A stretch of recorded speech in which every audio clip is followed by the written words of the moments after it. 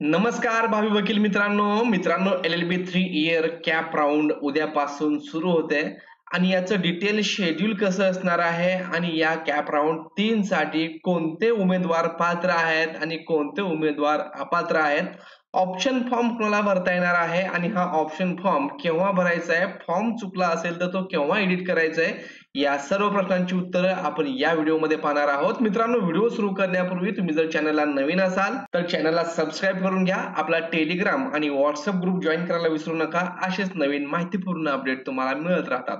चला तर सुरू करूयात व्हिडिओ. मित्रांनो, सर्वात अगोदर आपण कॅप राऊंड 3 चं शेड्यूल पाहून घेऊया आणि त्यानंतर कोण पात्र आहे कोण अपात्र आहे याविषयीची डिस्कशन आपण करणार आहोत. तर आता मी येतोय कॅप राऊंड 3 च्या शेड्यूल वरती. तर सर्वात अगोदर मित्रांनो, ज्या विद्यार्थ्यांनी 2025 मध्ये लॉ ची सीईटी दिलेली आहे आणि त्यांनी आणखीनपर्यंत रजिस्ट्रेशन केलं नसेल किंवा ज्या विद्यार्थ्यांचा कॅप रजिस्ट्रेशन फॉर्म अर्धवट असेल, डॉक्युमेंट वगैरे अपलोड केले नसतील, तर त्या विद्यार्थ्यांना 3/8/2025 पासून 27/8/2025 या वेळेमध्ये रजिस्ट्रेशन करता येणार आहे. त्यांचे डॉक्युमेंट अपलोड करता येणार आहेत. 23/8/2025 म्हणजेच आज सायंकाळी आपल्याला किती सीट्स ह्या थर्ड राऊंड साठी व्हॅकंट आहेत हे दिसेल. सीट्स कशा पाहिजे याचा व्हिडिओ ऑलरेडी आपण बनवलेला आहे. मी तुम्हाला डिस्क्रिप्शन बॉक्स मध्ये त्याची लिंक देऊन टाकेन, तर तो तुम्ही पाहू शकता. त्याचबरोबर वरती आय सेक्शन मध्ये देखील याची लिंक तुम्हाला भेटून जाईल.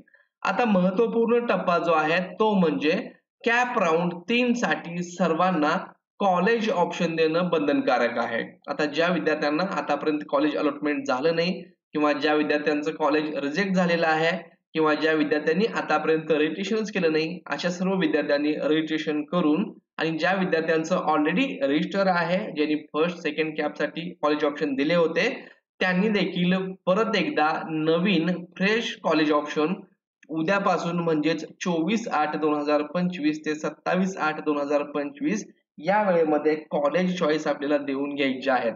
जर तुम्ही 27 तारखेपर्यंत कॉलेज ऑप्शन फॉर्म नाही भरला तर तुमचा विचार थर्ड कॅप राऊंड साठी होणार नाही आणि परत कुठल्याही परिस्थितीत तुम्हाला थर्ड कॅप राऊंड मध्ये पार्टिसिपेट होता येणार नाहीये. उद्या जेव्हा कॉलेज ऑप्शन स्टार्ट होतील तेव्हा फॉर्म एडिट कसा करायचा आणि हे कॉलेज ऑप्शन कसा भरायचा हे आपण पाहणार आहोत. आणि त्याचबरोबर already filled in candidates edit the cap application form if required. आणि ज्या विद्यार्थ्यांचं ऑलरेडी रजिस्ट्रेशन आहे परंतु त्यांच्याकडे कास्टचे त्यांचे कॅटेगरीचे डॉक्युमेंट नाही, त्यामुळे ऍडमिशन रिजेक्ट झाला असेल किंवा ज्यांचं मार्काचं मिसमॅच असल्यामुळे 10वी-12वीच्या मार्काच्या मिसमॅच असल्यामुळे ग्रॅज्युएशन कन्व्हर्जन सर्टिफिकेट चुकल्यामुळे ज्यांचं ऍडमिशन रिजेक्ट झालेलं आहे, अशा विद्यार्थ्यांना त्यांच्या फॉर्म मध्ये एडिट करायचं असेल, डॉक्युमेंट अपलोड करायचं असेल किंवा कॅटेगरी चेंज करायची असेल तर अशा विद्यार्थ्यांना देखील 24/8/2025 ते 27/8/2025 या वेळेमध्ये फॉर्म एडिट करायचा आहे, फॉर्म लॉक करायचा आहे आणि परत एकदा कॉलेज ऑप्शन फॉर्म भरून घ्यायचा आहे, तो सेम ड्युरेशन मध्ये. तर हे तुम्हाला क्लिअर झालं असेल आणि हे सर्वांना कंपल्सरी आहे. ज्यांना फॉर्म एडिट करायचंय त्यांनीच एडिट करा, ज्यांना एडिट करायची गरज नाहीये त्यांनी ऍप्लिकेशन फॉर्म अनलॉक करण्याच्या भानगडीमध्ये पडू नका. त्यानंतर पुढची प्रोसेस असणार आहे 24/8/2025 ते 29/8/2025 पर्यंत जे कोणी विद्यार्थी नवीन रजिस्ट्रेशन करतील किंवा डॉक्युमेंट रिअपलोड करतील, चुकलेलं परत एकदा दुरुस्त करून कन्व्हर्जन सर्टिफिकेट वगैरे अपलोड करतील, त्यांचे डॉक्युमेंट 29/8/2025 पर्यंत व्हेरीफाय होऊन जातील आणि मग 30/8/2025 रोजी अल्फाबेटिक लिस्ट ही पब्लिश होणार आहे. जशी first cap second CAP round साठी झाली होती तशी परत एकदा सर्व विद्यार्थ्यांची मिळून अगोदरचे देखील विद्यार्थी आणि जे काही नवीन रजिस्ट्रेशन करणार आहेत आणि ज्यांचं ऍडमिशन झाले ते विद्यार्थी यामधून बाहेर पडतील आणि ज्यांचं ऍडमिशन झालेलं नाही आणि जे नवीन रजिस्ट्रेशन करणार त्यांचे या लिस्ट मध्ये नाव असणार आहे, तर ते देखील आपल्याला चेक करून घ्यायचं आहे. त्यानंतर समजा ह्या अल्फाबेटिक लिस्ट मध्ये काही जर ग्रॅव्हन्स असेल किंवा तुमचं काही चुकलं असेल फॉर्म मध्ये तर परत एकदा चान्स तुम्हाला 1/9/2025 ते 3/9/2025 या वेळेमध्ये अपलोड डॉक्युमेंट करण्यासाठी किंवा कॅटेगरी चेंज करण्यासाठी, फॉर्म एडिट करण्यासाठी वेळ हा दिला जाईल. त्यानंतर final publication of final merit list for round third 7/9/2025 रोजी सायंकाळी 5 वाजता फायनल मेरिट लिस्ट पब्लिश होईल आणि या मेरिट लिस्ट मध्ये ज्यांचं नाव असेल त्यांनाच कॉलेज अलॉटमेंट होणार आहे आणि हे कॉलेज अलॉटमेंट 9/9/2025 सायंकाळी 5 वाजता अलॉटमेंट होईल आणि त्याच्याच दुसऱ्या दिवसापासून म्हणजेच 10/9/2025 ते 13/9/2025 असा 4 दिवस कॅप राऊंड 3 साठी ऍडमिशन साठी वेळ हा दिलेला आहे. तर हे झालं कॅप राऊंड 3 चं detail schedule.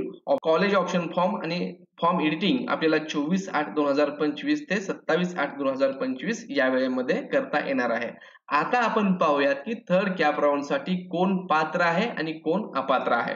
As per notice number 3 of cap round third, ज्या विद्यार्थ्यांना फर्स्ट कॅप राऊंड मध्ये आणि सेकंड कॅप राऊंड मध्ये फर्स्ट प्रेफरन्स कॉलेज अलॉट झालं होतं, परंतु अशा विद्यार्थ्यांनी कॉलेजमध्ये रिपोर्ट करून ऍडमिशन घेतलं नसेल तर अशा विद्यार्थ्यांना कॅप 3 साठी अप्लाय करता येणार नाही. मग असे विद्यार्थी जे आहेत ते कॅप राऊंड 4 साठी अप्लाय करू शकतात, ज्याला आपण इन्स्टिट्यूट लेवल राऊंड असं म्हणतो. तर हे विद्यार्थी इथं अपात्र असणार आहेत. मग पात्र कोण आहेत? Candidate who have been rejected by the college due to discrepancy in the application are eligible to participate for round third. ज्या विद्यार्थ्यांना फर्स्ट कॅप राऊंड मध्ये, सेकंड कॅप राऊंड मध्ये कॉलेज अलॉटमेंट झाली होती आणि हे विद्यार्थी कॉलेजमध्ये ऍडमिशन घेण्यासाठी गेल्यानंतर त्यांचं जर ऍडमिशन डॉक्युमेंट मध्ये तफावत असल्यामुळे, मार्क्स चुकल्यामुळे रिजेक्ट केलं असेल तर असे विद्यार्थी कॅप राऊंड थर्ड साठी इलिजिबल असणार आहेत. त्याचबरोबर आतापर्यंत ज्या विद्यार्थ्यांना कोणतंही कॉलेज अलॉटमेंट झालेलं नाही फर्स्ट कॅप राऊंड मध्ये, सेकंड कॅप राऊंड मध्ये, असे सर्व विद्यार्थी थर्ड कॅप राऊंड मध्ये पार्टिसिपेट होऊ शकतात. आणि जर एखाद्या विद्यार्थ्याने फर्स्ट कॅप राऊंड मध्ये, सेकंड कॅप राऊंड मध्ये ऍडमिशन घेतलं असेल तर असे देखील विद्यार्थी थर्ड कॅप राऊंड साठी इलिजिबल आहेत. As per notice number first, ही आपली वेबसाईटला तुम्हाला नोटीस भेटून जाईल, नोटीस नंबर 1. तर याच्यामध्ये तुम्ही पाहू शकता, if any admitted candidate in round first and round second wish to participate in round third and institutional level round, that means round 4, then he/she will have to cancel his earlier admission through college login. Then only he/she will be eligible to participate in the said rounds. ज्या विद्यार्थ्यांनी first किंवा second round मध्ये admission already घेतलेलं आहे पण त्यांना जर third CAP round मध्ये पार्टिसिपेट व्हायचं असेल तर अशा विद्यार्थ्यांना अगोदर कॉलेजमध्ये जाऊन कॉलेज लॉग इन मधून त्यांचं ऍडमिशन मिळालेलं कॅन्सल करावं लागेल आणि मगच ते थर्ड कॅप राऊंड मध्ये नव्याने ऑप्शन फॉर्म भरून थर्ड कॅप राऊंड साठी इलिजिबल असणार आहेत.